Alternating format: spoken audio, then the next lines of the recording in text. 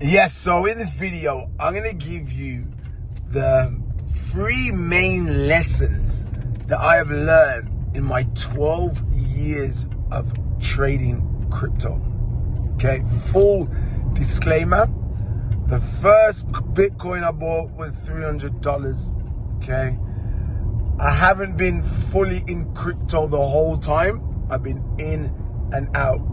Cumulatively, I'd say 7 years, 6 years straight. You know, so like a couple of years on, year off, couple of years on, year off. I feel like that's what it is, to be honest with you. And that's one of my biggest lessons I'm going to teach you guys in this video today. In the bear market, I always pivot to other industries. So let's go straight into the main lessons that I've learned in crypto trading. The last one is going to really surprise you. All right. So the first one is just following on to what I just said then, is I always leave in the bear market. So if you don't understand about bear and bull markets, all right, bear markets is when crypto goes down and bull markets when crypto goes up. And crypto and Bitcoin, but everything follows Bitcoin. And Ethereum, all the altcoins follow Ethereum. So Bitcoin and Ethereum is king and queen. Bitcoin is king, Ethereum could be the queen. They have a 4-year cycle, and it is around the time of Bitcoin's halving. Okay, this is the 4-year cycle. And when we enter towards the bull market is where Bitcoin's halving ceases, starts, and like 18 months after that is where we get the peak euphoria, which we're coming into that around about now. So stay in the bear market, guys. Even though 20% of the gains, 80% of the fast gains are made towards the end of the bull cycle, which I'll talk about that in a sec. And 8% and 20% is made in the bear market. Well, that is the stats. But let's actually break it down, and what does that mean? And anything in life can contradict itself. Let's break it down, pros and cons. If you invest in the bear market, it's quite hard. It's a human nature to invest in something that isn't so-called guaranteed to go up. You're not seeing it. You know, you might not have the cash flow. You might not be able to put X amount of money aside. But ultimately, the best strategy is to buy Bitcoin DCA in the bear market. Let's think about it. I haven't got the charts up on me now, but I'd say, I think it was at like $18,000, 19, 20, whatever, at the bottom of this bear market. You have to have a double check that. So we're like 6, more than that, 8x since the bottom, right? That's crazy. And imagine if you just put 100 quid every single week, 100 quid a month in Bitcoin in the bear market. Then now you could come to the bull market. Now you could sell, because I'll come to that now as well, is crypto has stages, right? You have Bitcoin runs, all right? Then Ethereum runs, and the altcoin runs, and memecoin runs. Yes, you'd have a little bit of things run here and there in the bear market. You know, bear market, you have a little bit of opportunities, but predominantly nothing really happens into the bull market, and Bitcoin will get all the volume. Then Bitcoin dominance goes down, and then all that money will move to Ethereum. Ethereum dominance will go down, it will move to the altcoins, then it will move to meme coins, and potentially NFTs could come back, right? So a lot of people tell you, well, this is the pros and cons. It's great to buy Bitcoin in the bear market, but like I said, it's believing in something that's not there. When you're buying it in the bull market, you don't really want to buy Bitcoin. You can trade like I do, and I make $10,000 a day plus.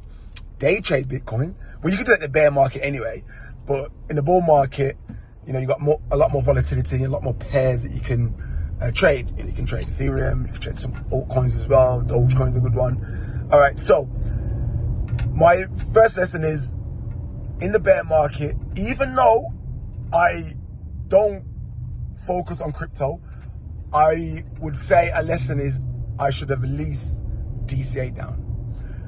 I personally, I have a little bit of ADHD, so I like to keep busy.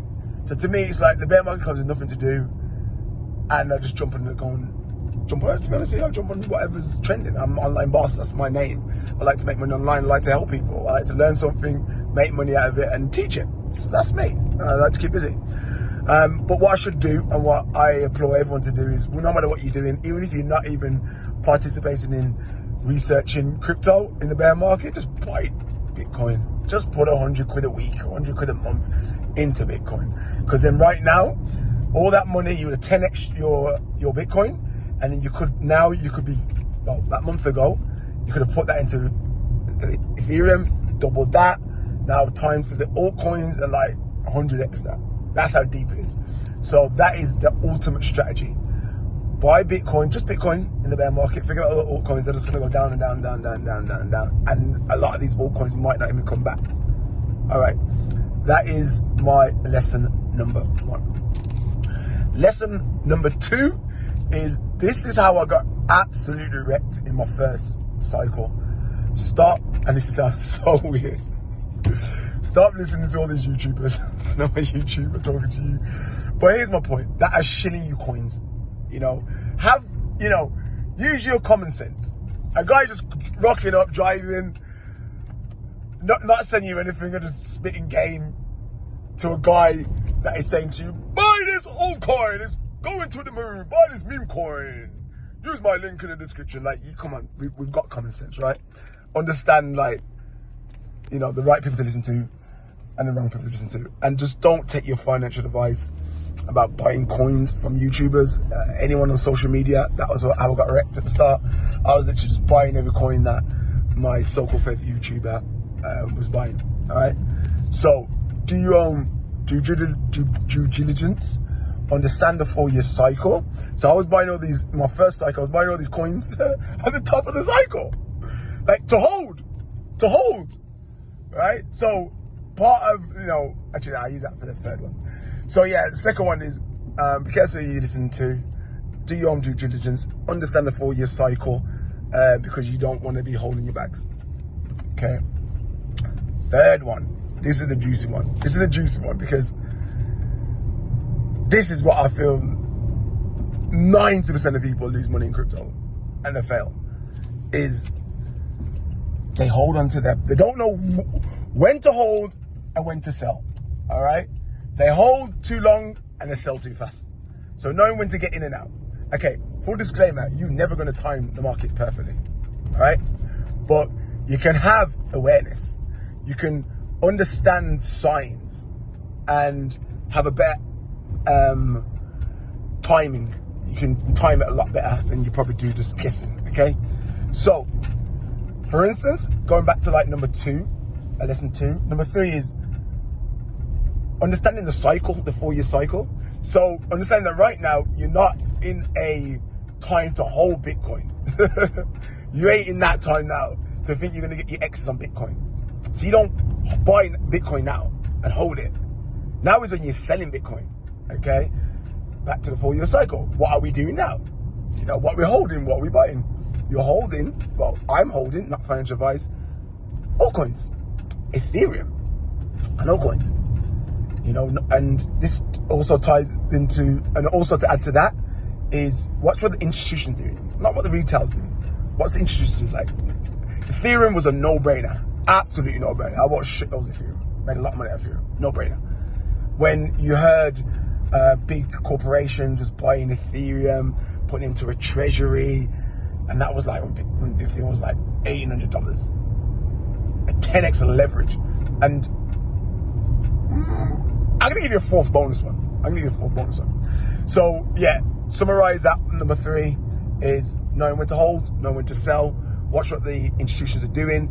Sell your Bitcoin in peak euphoria and rotate it to Ethereum and altcoins. All right. Now, the bonus. Don't be afraid of a leverage. I was afraid of being leveraged for years because I just automatically assume that you're gambling, right? But it's literally the same thing as having a mortgage, having a house with a mortgage. If you can't pay the mortgage, they're going to take the house off you.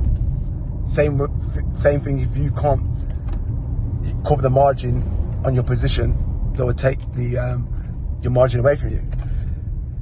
But then, if you want to scale your property business or even own a property, you kind of have to have a mortgage. And if you want to scale it, you have to have a mortgage. Debt is actually okay. You know, if you read Rich Dad Poor Dad and all these big entrepreneurs, they leverage debt. But it's not even actually debt. Well, it is classed as debt, really, isn't it? But leverage these exchanges, leverage. But understand what it is. And I'll have a quick brief chat to you now what it is. Fuck it. Let's help you out. Very simple. If you can bet against Bitcoin going up and down, great. So that's another thing. So you can make money in the bear and bull market. That's another lesson. That juicy bonus, right? Which I teach you that on this YouTube. So tap in. But go back to just leverage. Say for instance now, right? You've done your research. You looked at the stats. You looked at history. You looked at what's going on. And for others, like I said to you, Ethereum was a no-brainer. A no-brainer. I leveraged about a 20x on Ethereum. Let's just use 10x because it's so simple to understand.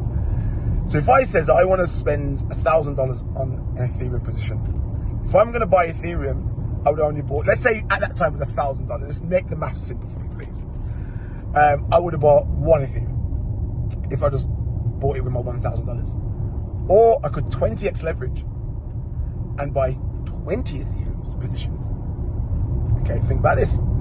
Now you don't understand you don't own Ethereum, but we're not trying to own Ethereum. We're trying to capitalize on the growth of the asset. And having a 20x leverage means if Ethereum goes down 5%, you will lose the capital that you put in, right? And if it goes up 5%, you double your money. Now, to be honest with you, they say in trading, there'll be day trading, there's 1 to 4 opportunities a day. Swing trading, maybe 1 a month. Okay, that is a no-brainer, slapping you in the face, opportunity where money's just on your table. Ethereum was one of those ones, when you see treasuries buying it. Not for Ethereum to go down 5% was very, very slim. So every time it went up 5%, you would have doubled your money. Oof. Do the maths. Ethereum has doubled, so it's gone up 100%. Every time it went up 5%, you double your money. Understand this. Okay? Understand when to use higher leverage. Understand when to use lower leverage. Now, that was, to me, would be like a swing trade. So I'd use low leverage on swing trades. But then when you do a scalping like I do, I use 100x leverage. I don't care because it's all about my entry and I'm getting out. And you can't, okay, let me just rephrase that. I can't say you can't liquidate me because you can if I got my entry wrong. But if you understand what you're doing, it's very hard to get liquidated on a scalp trade when you know what you're doing. And that's what I teach you guys. So make sure you guys are tapping in. I would actually link a video at the end of this video for you guys to actually stay to the end. And this video is it's from my inner circle. People pay me a lot of money to get taught by me. And I'm going to give you one video out of the inner circle program. And that's going to change your whole perspective on trading crypto. Till the next time.